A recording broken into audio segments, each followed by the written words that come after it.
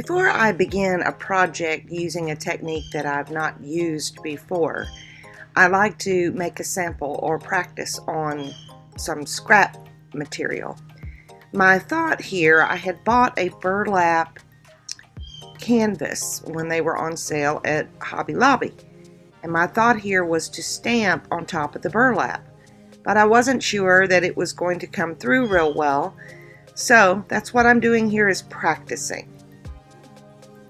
Now that I know, stamping on that scrap piece of burlap I had, that it's going to work, I laid out my stamps from the sunflower series in kind of a random pattern that I wanted as the background for the pumpkins that I will be doing on the top.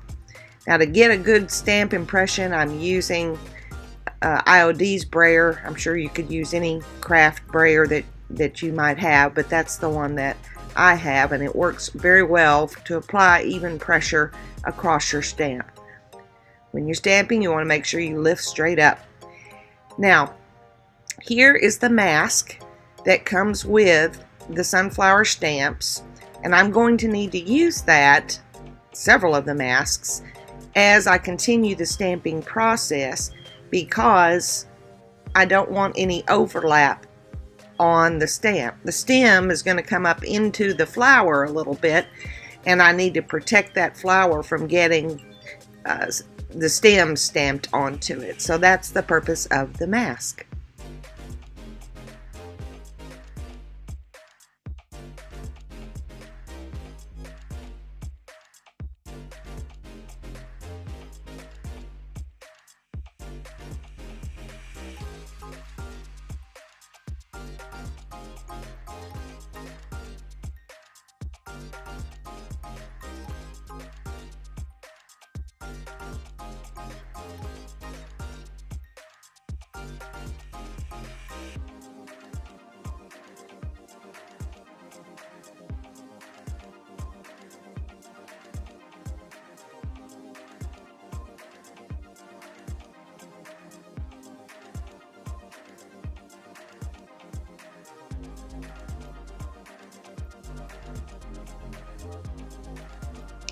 Here I'm using the mask of the stem so that I can apply my leaf.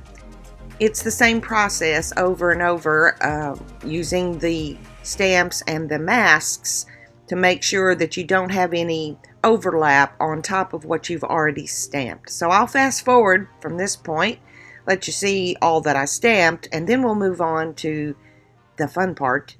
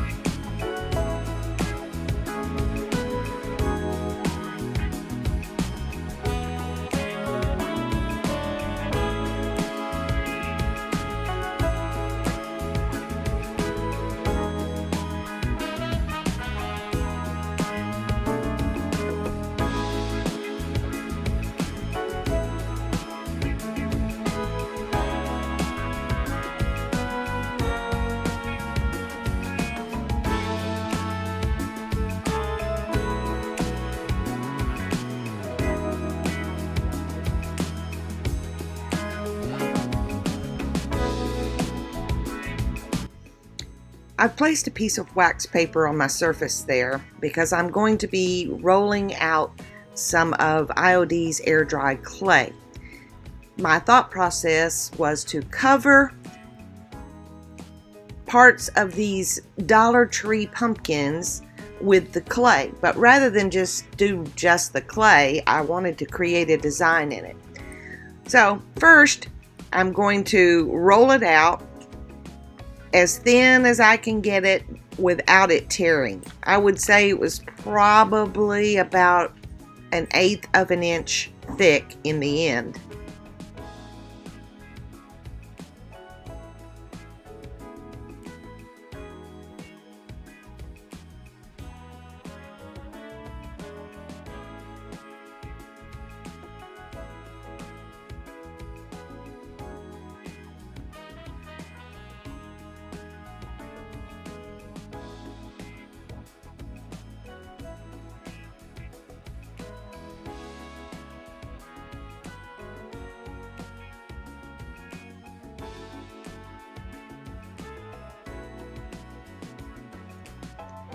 When I was picturing this project in my head, I was wanting kind of a tone-on-tone look.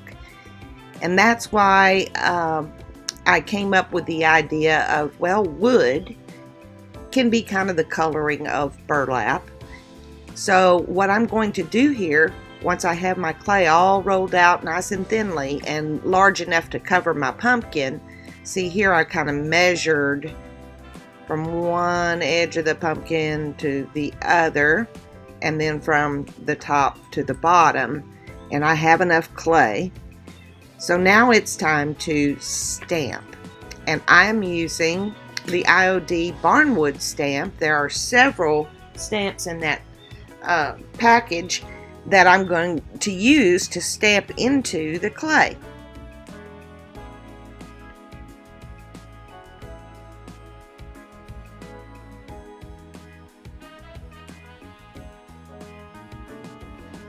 Now the Barnwood stamps were perfectly long enough to have gone just all the way across with one stamp. But I wanted to give it more of a look that the wood pieces had been applied to a surface together, like you would see on an actual wall. So that's why I used one stamp about, I don't know, 3/4 of the way, 2/3, and then a different stamp to the left of it. Here I'm using a third stamp on the bottom area, and I'll do that on the top too. Now it was pretty important to use the brayer for this part because you needed to get a really deep, good impression, and it was kind of hard to get that with just my hands.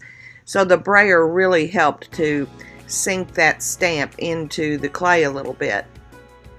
Where I had the two different wide sections of Barnwood, I decided to use one of their stamps they have that kind of looks like a dividing line with nail holes like you would see. And I'm going to place that right there, right between the two stamps. And I did just use my hands here because it was so small. I was a little worried rolling the brayer across it might mess up what I'd already stamped. So I just pushed pretty hard to get an indentation there.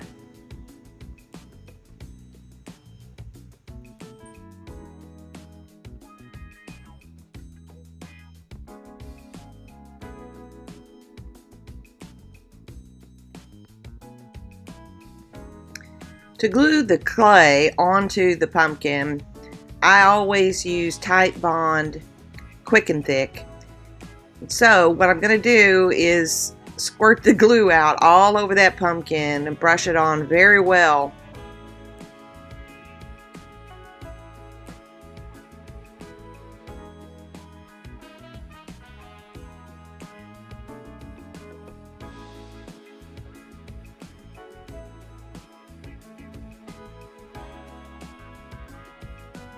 This reminded me of making a pie crust. So I very carefully removed my clay from the wax paper, and then my gluey pumpkin, put it in the center, And now it's time to apply that clay. Now I had to make sure that I was leaving enough at the bottom. That's what I'm doing right there, checking. And then all the way up to the top.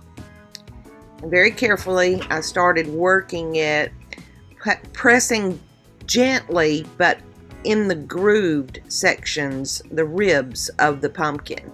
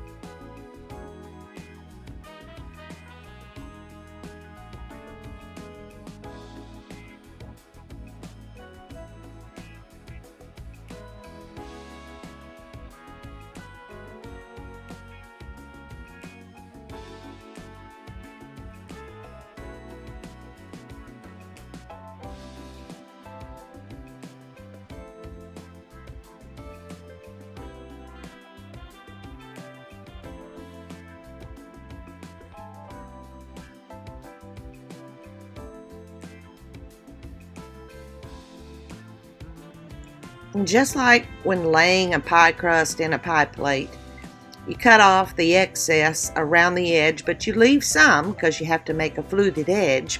Here, I'm not making a fluted edge, although, you know, that might have been cute. I decided to wrap the clay around the lip. Now, these pumpkins, I've neglected to mention, but I'm sure you can figure out that I had sliced them. Not quite in half.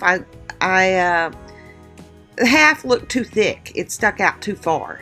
So I went a little less, and I could get 2 pieces out of one pumpkin and still have the next one stacked on this bottom one look smaller, because I just cut less of a thickness, less of a sliver.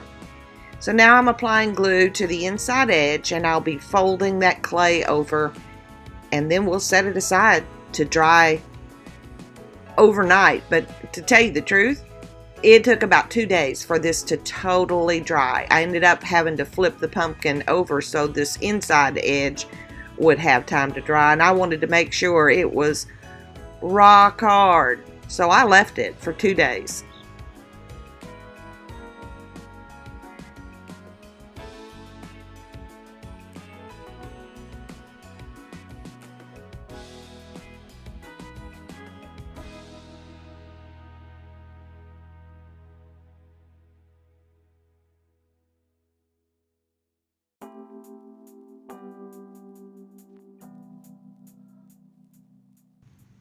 I did have some pretty large cracks show up in the drying process, and I did refill that back in on that after that first day. They still cracked a little bit more, but they weren't large cracks, so I left them because I thought that would look good, because a lot of times barnwood is kind of cracky. My choice for making these kind of the same color of the burlap was to use Annie Sloan's dark brown wax, and I really applied a lot of wax because I had to get down in those grooves.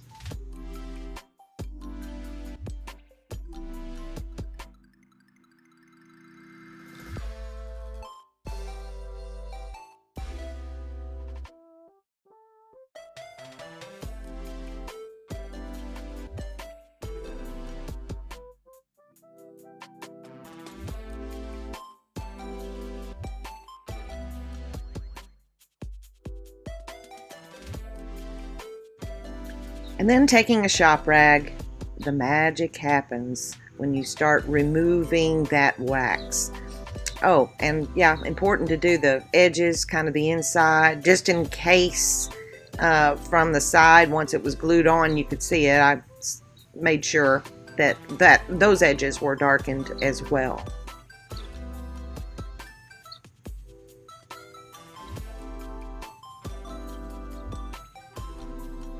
And voila, Barnwood pumpkins.